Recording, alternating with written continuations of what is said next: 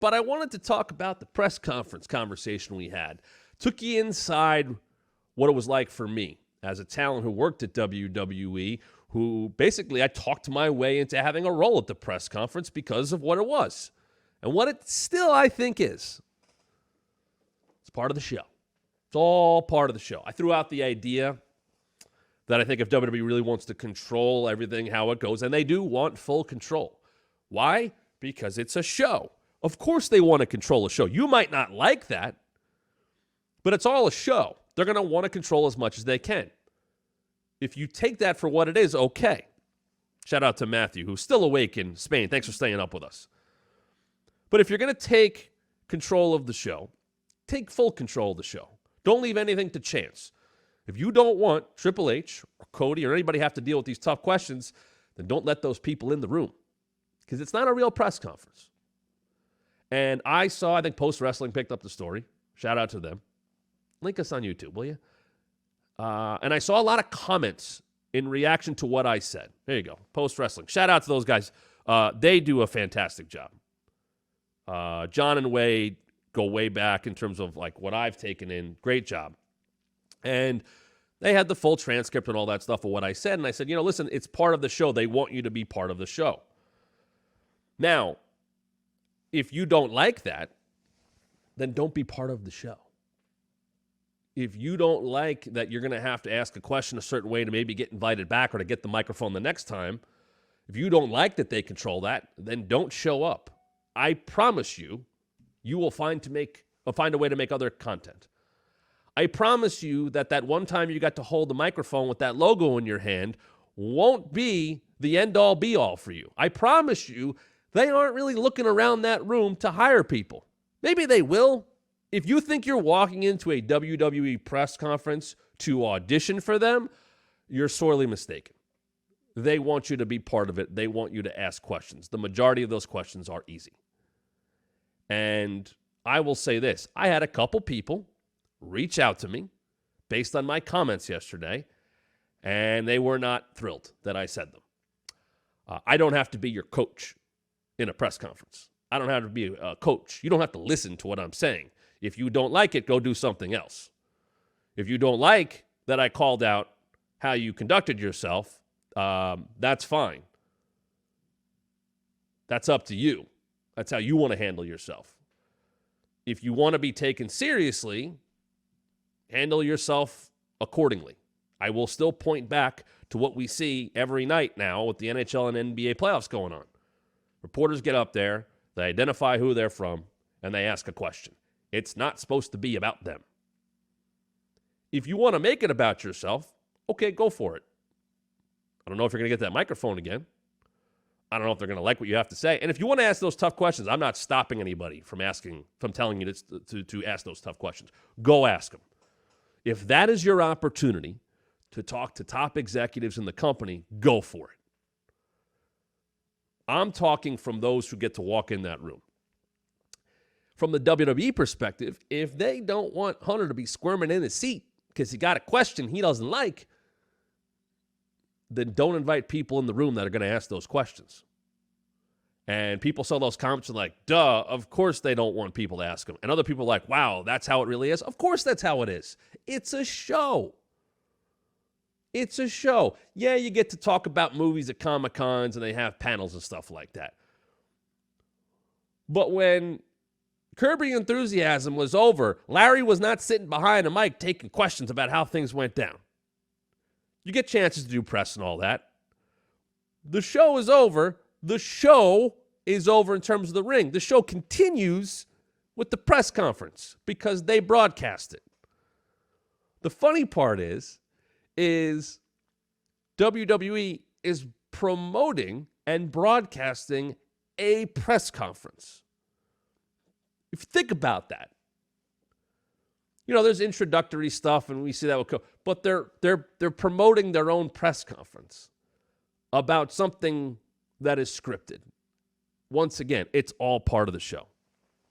You know what? I'll answer this real quickly, Brian, before we get into it. Who was your favorite wrestler to work with and why?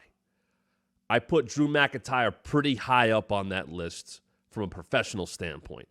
I think the person I had the most fun with, who really, and I'll say active because there's someone who works, I'll say it. Drake Maverick was easily one of the most valuable people I worked with. Spud, whatever you want to call him, James Curtin, shooting brother. He made himself available as a 205 GM, as an NXT talent. You know, he was very helpful. Drew was like that. Who I had some of the most fun with, I put Kevin Owens in that conversation. I had to host an episode of The Bump, kind of solo. You know, Ryan Popolo was out there doing social, as he always does. But I had to do a show, and we just basically had whoever was the guest kind of co-hosting with me. So it was me, KO, and Gargano. A blast. An absolute blast. And I knew, not that I helped write the show this way when I do the questions, but I knew it would probably go off the rails. And that is the best possible way to do a show. I knew just enough to keep it on the rails, but not enough that, you know, I was going to overtake. Well, wait, we got to get back to these questions. Screw that. Who cares? Kevin's like, hey, you know what? I don't like having shoes on. And he took them off and he threw them. And then Johnny threw his shoes off, and I threw my shoes off. Right there. We're just having a blast. Kevin loves to fuck around. Did I wait 10 minutes? Cool. I can say that now. Sorry, Derek. Go out there and have fun. We were talking about Panda Express, and we had John Thorne on from AIW. Shout out to AIW, one of the best indies going. Always putting out great product, always having fun. Josh Prohibition should be signed, and if he's not, I'm sorry if I put the bad juju on him. But that's a company that has a lot of fun with indies. I wish more indies took after that. I will say, though, you know, we talked to those guys about Panda Express, and, you know, John was on, and he sent a message, and that was so cool. But we had fun on the show. And they took like a little like funny jab at, I think, Punk on the show without saying his name. And a little joke about Braun. Like that kind of stuff is great. I am such a big fan of that stuff. Who else? I'm trying to think who was like super. Oh, R-Truth. The last episode I did with Truth, Jey Uso was on. Truth stole the show. Those two vibed off each other. Both Usos are real fun. They get it. I think they like to have a good time. And but Truth is the best. If we had Truth on, no matter what he was doing, might as well throw the foreman out the window. He would, the pandemic stuff he did, you know, he hosted that game show for the network, but man, I love Truth. Miz, always easy, always fun, knew how to play off everybody. I'm sure I'm missing some people. That's why, you know, I don't mean to miss anybody. If you're thinking of anybody, if you saw me do stuff with somebody, please let me know. I would love to see that in the comments. If I was in that company, I'd want to just be booked consistently. And that is where I'd like to bring up. You know what? Before we get to what there's two ways I could talk about this. I want to talk about Otis. And a reason I want to talk about Otis is because Alpha Academy has been booked consistently as a group for quite some time. Going back to when Otis was mean, sad Otis with Chad Gable, which he did not like doing. Little inside information there. And then it swung back around, and we got Shush, and thank you. If you want an example of matches being overrated, Chad Gable is booked consistently and on television every week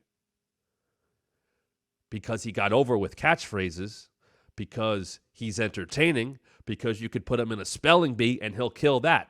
The matches are awesome. He's a hell of a wrestler. He's in peak physical condition. I love everything about Chad Gable. But Chad Gable is on TV every week in the role he's on because he can use one of these things and use it well in anything they hand him. If he's got a bump for that dope Gable Steveson at WrestleMania, he did it. Guess who's still with the company? Chad Gable. If you need him to slip on a banana peel and look like a goof, he'll do it. If you need him to do shoosh and thank you and do training montages and wear the old gray polyester coach shorts, you know what he's saying? Give me that. I'll do that. I'll make that work. And he did. And they got over. and they were baby faces, and people loved them.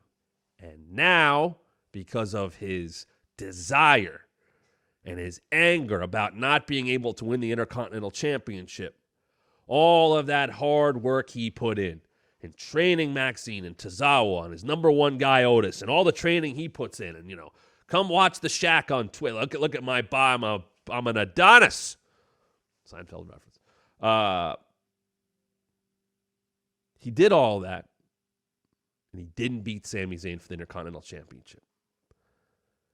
And he didn't get on WrestleMania. And I remember saying, I said, I am disappointed that both Chelsea Green, Chad Gable didn't get on WrestleMania because of the work that they put in, because they did everything they were asked to do, no matter how big or little the role, they killed it, and they didn't get to be on that show. And I was bummed. However, Chad's using that as fuel now. Couldn't beat Sammy. Dumps him on his head in front of his family. Sammy brings that up. Great stuff. Now, he's become power hungry and just driven by the power he has. Now let me take out that frustration on Maxine. You're a bum. You lost. Everybody boos. Oh, rip down Maxine. Tozawa, love him. Hey, you're supposed to beat up Bron Breakker. You didn't do a damn thing. Otis, you're the biggest disappointment of them all. Bang. That crowd was not happy because everybody loves Otis. Everybody likes Otis. And what happened? He's berating Otis during the match with Sammy last night. And Otis begrudgingly hits that clothesline. Chaos Theory 1, 2, 3. Chad gets his win against Sammy heading into the pay-per-view. Otis questioning himself. Saw the conversation with Sammy. There it is. Right there.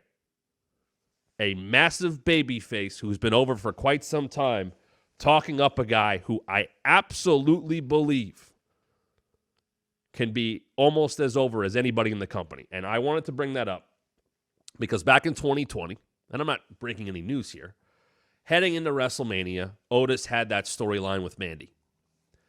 And, the stuff with Sonya and Ziggler got involved and, who was stopping them. And, that was all supposed to lead to Otis beating Ziggler at Raymond James Stadium in Tampa. And then them having that kiss in front of 80,000 people. Because the story of, they dipped and dived around the Otis-Mandy thing, and Otis had fun with it on social media, and Mandy went with it because she got it. She understood. And I remember we did something on the bump with that, where, Otis went and, kissed a picture of Mandy. It was funny stuff, and they kind of kicked it up again. They actually paid attention to the show for once, because they don't pay attention to that show very often. And Otis and Mandy were back and going on TV, and it was supposed to lead to Otis getting the girl, the beautiful Mandy Rose at WrestleMania, and everybody goes nuts. And that happened in the PC in front of nobody, which is a bummer. But I will tell you that Otis was doing great numbers for WWE socially, YouTube, when he appeared on shows. That dude was over. Those two as a tandem was over big. They had something there. And they tried to get back to it. Because if you remember, they do that fever dream of a Money in the Bank, cinematic Money in the Bank on top of the tower, and Otis wins because AJ slips and he gets it.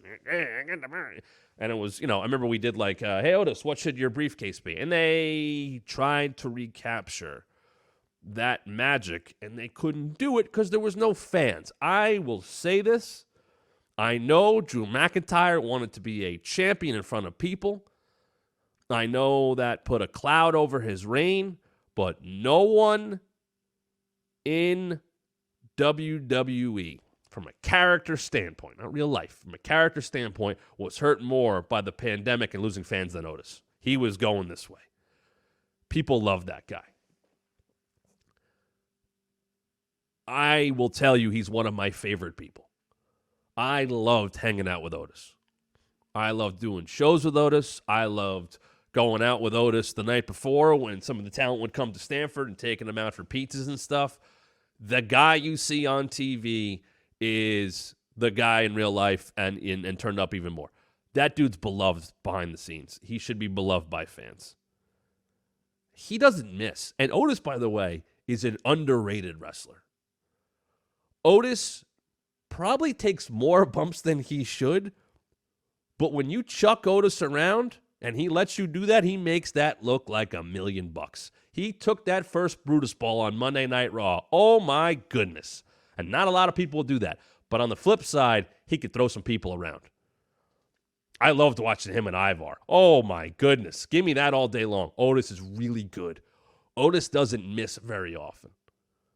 Otis delivers in his role. I don't know if people know this, and I talked to him about this. Otis came through the Indies. Him and Chad go way back, but Otis wrestled in Colorado. Otis's last match before WWE was a 60-minute Iron Man match. Think about that. Think of Otis. I don't think you think Iron Man match. He could do it. He's really good at his job in all aspects. And they're starting to tap back into what was working, what was getting over in 2020. And I think they were going to get there at some point anyway with Chad, but they've gotten to the point where Chad is so good at being a dick and this asshole to Otis that now we've come back around, and there's going to be that moment when Otis just has enough. And he turns on Chad. And I wouldn't do it soon. I would let that play out a little bit more. Maybe Tozawa and maybe Maxine get away from Alpha Academy, and Otis just kind of goes with it. And I think a way to do that, by the way, this literally just came to me, is you have Chad win on Saturday. Have Chad win that Intercontinental Championship. Because then the story you can tell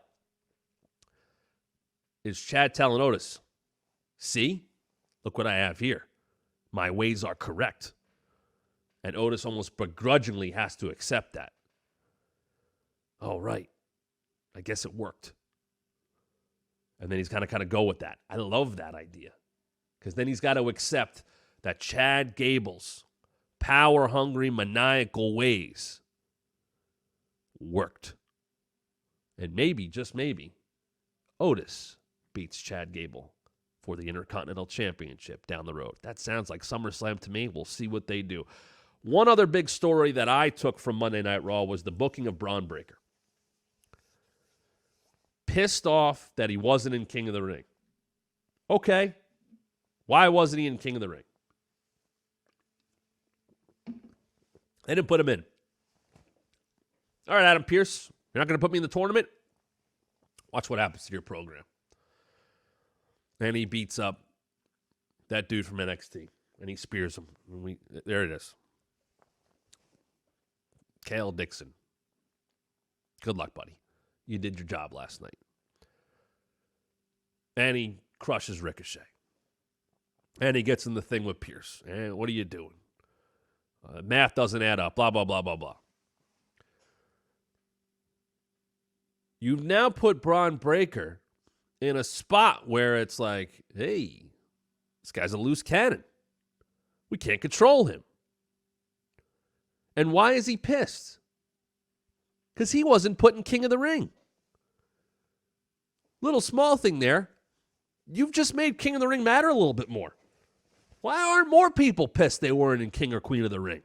Why aren't more people lined outside Nick Aldis's door or Adam Pearce's door about why they weren't in King of the Ring? And I'm not saying you can do that for everybody. I'm just, in wrestling logic, everybody that's not in that tournament should be pissed that they weren't in that tournament. Bron said to Adam Pearce, you drafted me?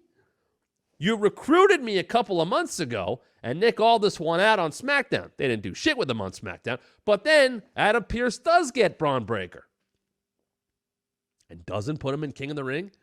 You tried to, sign him from NXT. You didn't get him. Then you draft him. Now he's not in King of the Ring. Cool. You don't want to put me in that tournament, a prestigious tournament like King of the Ring? Watch what happens. And he wrecked the show last night. I've talked about the stakes and how winning King of the Ring should be more than a crown or a king gimmick, and I don't think the gimmick is going to happen this year. But to have somebody that pissed off that they weren't in the tournament makes the tournament matter that much more. I love that. Basically, Bron Breakker can say, why'd you come get me if you weren't going to use me? Now I'll make you use me. I would love Nick Aldis to throw a snide remark at Pearce Hey, you wanted what you wanted them. Now you got what you wanted, and you have to deal with them. Let Nick Aldis kind of play the smart guy. I knew this was going to happen. But now here's the key for Bron Breakker. Because I think he was anointed way too fast. Right? He was the standout guy when 2.0 started in NXT. And they put the title on him. And he beats Ciampa. And he loses to Ziggler. And then he wins it back. Very intense when he was walking down the aisle. Promos left a lot to be desired. I interviewed him multiple times. I had to drag answers out of Bron Breakker. I sat with him. We did a bump from the Performance Center with Shawn Michaels, Mandy, and Bron as our guests. And they reach on separately. And I talked to Bron for a while. And he was excited to be on. He had been on the bump before. Man, it was tough getting stuff out of him. I was disappointed. I was bummed because he was the guy at the time. And he was the babyface at the time. And I was like, okay. I wasn't upset at him. I was going, you know what? He's down here for a reason. He's still got some things to learn. Some people we would talk to make their first appearance. My first interview with him, Grayson Waller, is a great example. That dude got it right away. He told me promos are the cheat code. I have all kinds of stuff written down. Sorry, dude, if I'm exposing you a little bit, but you're that good at it. I want to use you as an example. Grayson Waller got to SmackDown, got to do talk shows pretty quickly, all things considered. They drafted the guy when he had a broken leg. He made he's made it work because he could talk. I liked Bron with Baron Corbin. I thought there was something there. I couldn't believe they split him up. But now they split him up to do this. He will go much further in a role like this than him coming out there and cutting a babyface or a heel promo. I hope he picks that up. I hope he learns more over time. And Tom makes a great point here. Let's put that quote up. I don't think Bron even got to work a match in front of people before his NXT TV debut. That dude had to learn as he ran. And I'm going to say that about a lot of people. When you hear me criticize someone like a Bron Breakker, I will tell you I don't put that all on him. That's coaching. That's a promo class. Who is teaching that promo class in NXT these days? Right, exactly. That used to be Dusty's class. It used to be Adam Pearce's class. Regal was involved in that. I could be wrong. I haven't been there in a few months. I know Rob Fee's down there doing more character stuff. They need more of that. To Tom's point, remember when Bron went on that European tour and he was working like Ciampa and Sami Zayn for a loop? More of that stuff. That's how you're going to get these people ready. Not working in front of the same 400 people in Orlando every Tuesday night. And that coconut loop of Florida people. Got to get more reps. If you really believe Bron's one of your guys, get him reps. If you believe Trick Williams is the next big talent coming at NXT, everybody knows he can be, he should be working all the time. He should be on live events. They run those NXT live events here and there. He should be working. He can talk. He looks great. The crowd's with him. He's got to be able to work, though, in the ring. Get him reps. Not Matt Bloom reps. Reps in front of crowds that he's not used to. Reps with wrestlers that are better than him. And I say that for anybody in the PC they want to go with. You got to work with people better than you. I don't think they're going to send anybody on the indies, but I do like that from time to time people pop up at Booker T shows. I thought it was cool that Shayna and Zoe were at Bloodsport. I don't think it would be bad, and I know the old thought was, they're going to pick up bad habits. How about they pick up any habits, not just the WWE habits? You get way too comfortable in that place, doing the same shit over and over and over again. Throw them in the deep end. Let's see what happens when things get screwed up. Bron has had to learn on the fly, to Tom's point. We need to see more of that. I think it will create better wrestlers. I don't know how TKO looks at the PC. But, man, do they have a lot of people down there that you've never seen before and may never see again. There should be some more return on the investment down there. All right, that's a lot of Raw. We'll talk more we'll talk a little more NXT tomorrow night, tomorrow after after we see the events of tonight. I don't think there'll be a lot there. Let's talk about AEW. Really bummer news. Eddie Kingston, as reported directly to Mike Johnson, he gave him the story and told him the real truth. Broken leg and apparently some ACL tear. Listen, first and foremost, best wishes to Eddie. I hope you get well soon. I know what wrestling means to Eddie Kingston. I have appreciated how much honesty Eddie Kingston has brought to the world as the human and the wrestler. I appreciate that he talks about mental health. I think that should be talked about a lot more. There are some talents that do that. Big E has talked. I talked to him about both of us going to therapy on the bump. That was a very important episode. And do whatever you got to do. I'm not saying you got to go do that, but, that is important. And I think all companies, and I know AEW did a really interesting podcast on their podcast, about what they have in terms of mental health coaches. I know people that were in WWE that did not get that kind of help when they needed it. And I appreciate when people talk about it. Because, Eddie Kingston has a broken leg, but he also has a brain. And I hope that being away from the ring doesn't mess with him too much. And I appreciate that he's talked about those things. Piper Niven talks about that a lot. Tegan Knox has talked about that. Like I said, Big E has talked about that. You'll see him post about headspace and things like that on the social media. Very important to do that. And, Eddie's going to be on the sidelines now. And first and foremost, more than anything else, I hope he has the time to get better. I know I say this with most confidence that everything will be taken care of. So, rehab and all that, as it should. He got hurt wrestling. He has a New Japan ring, but, they're running an AEW storyline after that with the Bucks and all that. I'm bummed. I consider Eddie one of my favorite people to watch. One of the most compelling people on the microphone. I had the privilege a few times of calling Eddie's matches on the Indies when I was doing commentary for House of Hardcore. And I love to shoot the shit with Eddie.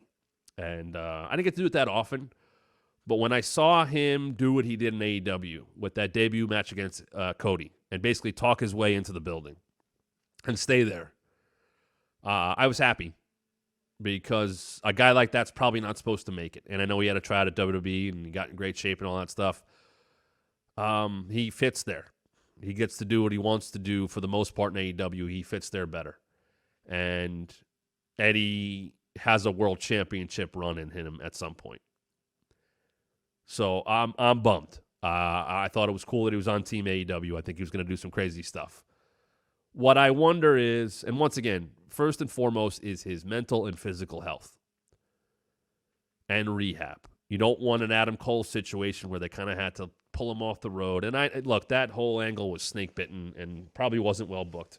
But they had Cole come out and he comes out of the chair and now he's not been on TV. And I get it. Most importantly is what his health is. And then you worry about getting him back. If he's got to be away from the angle of Undisputed Kingdom, okay, that's fine. But for Eddie, there's a really good wrestling brain here. And he does this better than almost anybody in professional wrestling. Is there a role for Eddie Kingston? Does he want a role? Is it a mentor role on camera? Is he kind of a guiding light for a stable? Is he a producer backstage? Do you put him on commentary? Once again, you don't want him making appearances if it's going to hinder his recovery. But, man, I don't want to see Eddie go away for so long. However, the other thing you want away with that is if he is gone and he's off your television screens for a while, that first appearance when his music hits is going to be an all-time AEW pop.